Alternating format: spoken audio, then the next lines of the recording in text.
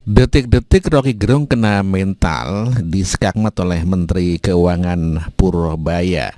Inilah detik-detik ketika ya secara guyon Menteri Keuangan langsung mensekakmat Rocky Gerung.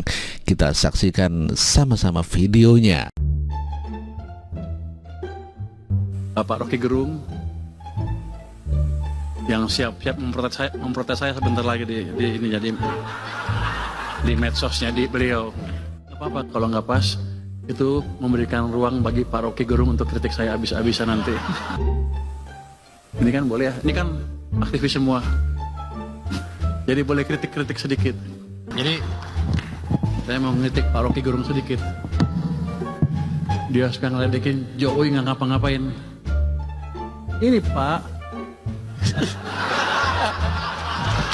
kalau di sana kan dia berkuasa, di sini saya berkuasa. Jadi Presiden Jokowi itu berjasa buat kita, walaupun di sampingnya ada saya sih. Jadi Pak Rocky mungkin sedikit belajar ekonomi lagi Pak. Gue seneng bisa ngedek dia di sini. Soalnya Pak Rocky setiap itu saya lihat tuh pidato Anda itu menarik sekali, jadi saya ikutin ahli filsafat. Masa gak aman nih? Aman ya?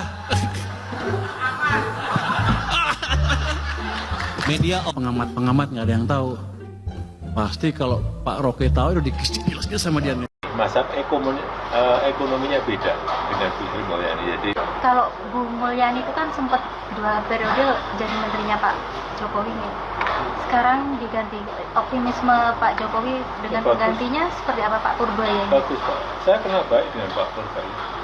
Sangat bagus dan mazhabnya memang berbeda dengan Bu Sri Mulyani. Mazhab ekonominya beda dengan Bu Sri Mulyani. Jadi kalau kita melihat dari respon pasar, respon masyarakat, saya kira kita lihat indeks harga saham gabungan juga kembali rebound, kembali naik, kemudian dolar terhadap rupiah juga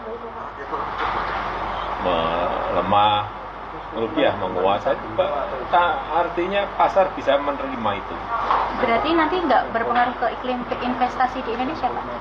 Ya tentu saja, kalau pasar menerima artinya investor, aliran uang akan kembali masuk ke negara kita.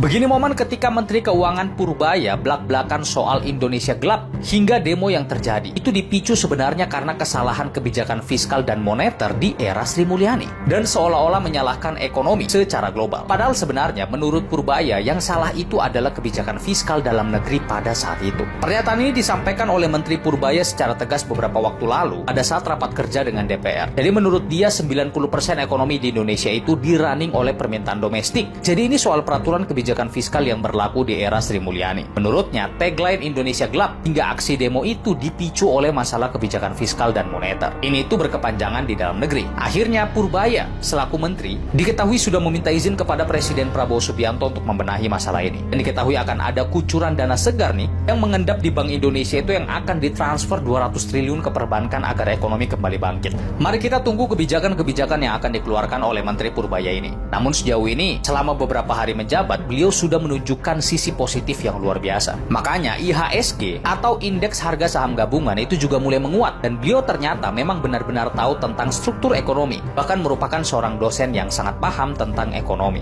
Saya mau ngeritik Pak Rocky Gerung sedikit. Dia suka ngeledekin Jokowi nggak ngapa-ngapain.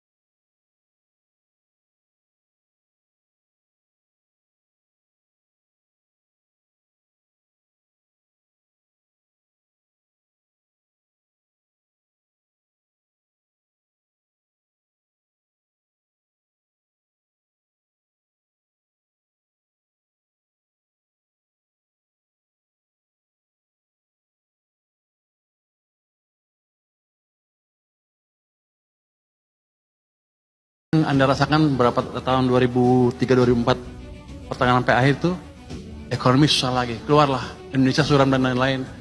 Bukan dari politik tapi dari ekonomi yang dibunuh penyebab utamanya. Jadi Pak Rocky mungkin sedikit belajar ekonomi lagi Pak. Ayo ngaku Bapak itu sebenarnya jiwanya genjet ya, cuman terjebak di tubuh bapak-bapak. Gua mulai demen ke Menteri Keuangan yang baru ya, Bapak Purbaya ya. Walaupun gayanya selengean, tapi kerjanya mulai kelihatan. Dari mulai menyuntikkan dana pemerintah 200 triliun ke perbankan, dan yang teranyar mengkritik Rocky Gerung di hadapan orangnya langsung. Selain itu menyampaikan prestasi Pak Jokowi, orang yang selama ini dikritik habis-habisan oleh Rocky Gerung. Pak Purbaya mengatakan, mohon maaf Pak Rocky, saya kritik ya Anda, saya sampaikan prestasi Pak Jokowi, kata siapa Jokowi tidak ada prestasinya. Ya walaupun di sampingnya ada saya.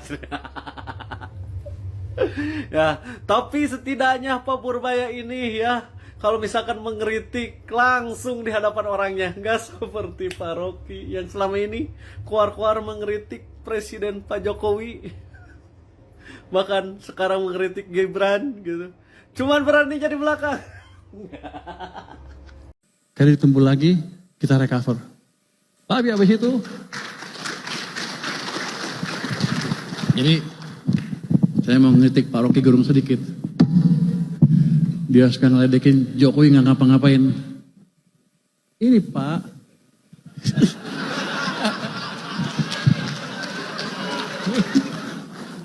kalau di sana kan dia berkuasa, di sini saya berkuasa. Jadi ini dipaksa intervensi langsung oleh presiden sampai ke sana. Jadi Presiden Jokowi itu berjasa buat kita, walaupun di sampingnya ada saya sih. Tapi setelah itu, nggak lama setelah itu, diturunkan lagi seperti ini. Seret.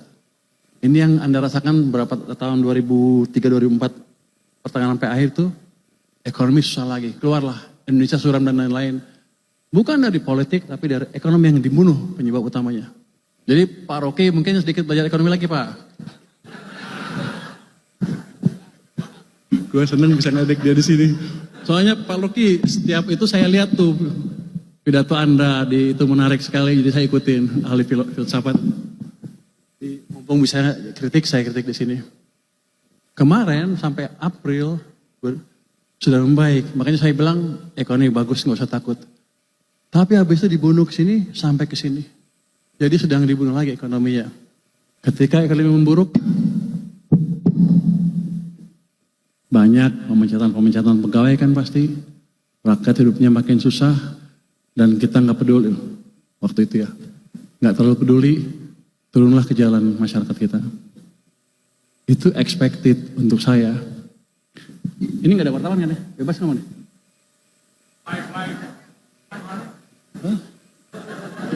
Mas agak aman nih? Aman ya?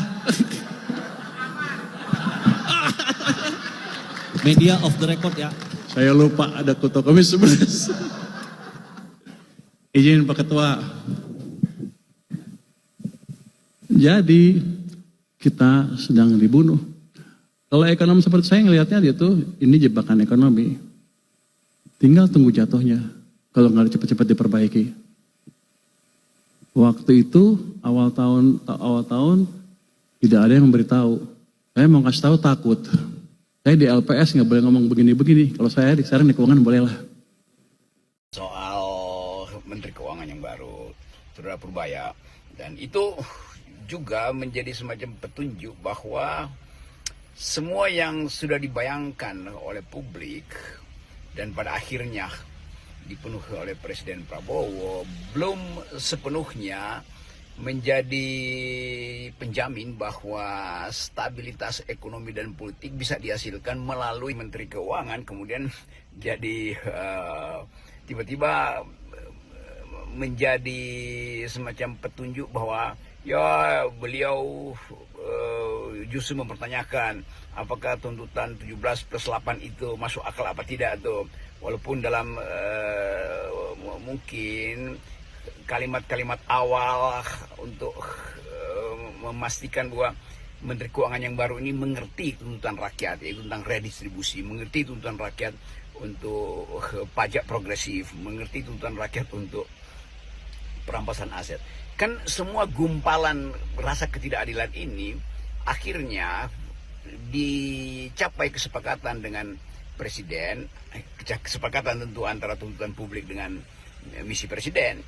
Karena uang saya sekarang ada di BI ada 440 triliun, saya keluarin separuh, itu aja daripada nongkrong itu. Tapi nanti kalau kurang kita bisa tambah lagi, dan kan uang kita tambah terus kan. Sistemnya bukan saya ngasih pinjam ke bank dan lain-lain, ini seperti Anda naruh deposito di bank, kira-kira gitu kasarnya. Nanti penyalurnya terserah bank, tapi kalau saya pakai ya saya ambil. Enggak, ada proporsinya beda-beda. Paling besar apa Pak? Bank apa? Nanti kita atur. Pak, itu memang dari besok ya, mulai besok dan jam berapa Pak? Harusnya cepat, siang malam ini saya tanda tangan, besok udah masuk ke bank-bank itu. Yang ditandatangani KMK apa KMK? Ya pindahin duit aja.